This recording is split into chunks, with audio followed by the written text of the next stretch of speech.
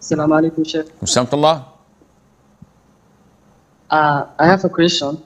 If a man has a discharge from his private part that occurs sometimes during the day, sometimes during Salah, and sometimes not, and sometimes more than once within a prayer time, and it's only small drop. A small what? Small drops. Drop of what? Is such a person considered ma'lum? I don't understand your question. What are you talking about? Are you talking about urine?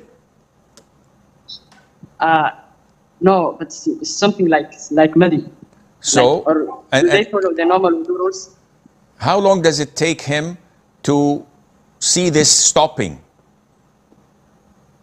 Like, it's just seconds. It comes and like small drops. Okay, it's happening this for several years. No. If this comes before Salat or during Salat, this breaks his Salat. He has to go and wash himself, make wudu, clean himself, and then pray again. And this is not continuous, so that we could call him ma'dhur, or someone with urine incontinence, or with a type of incontinence that excuses him.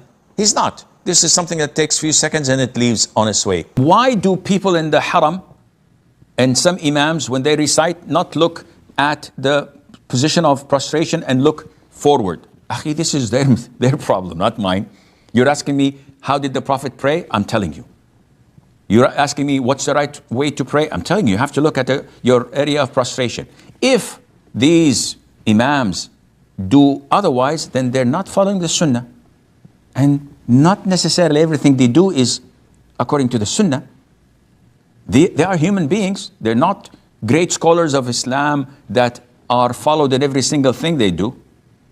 First of all. Second of all, some of them, as I've heard, because they recite the Quran, they want their voices to be beautifully coming out, so they have to raise their heads and look in front. And this is a lame excuse.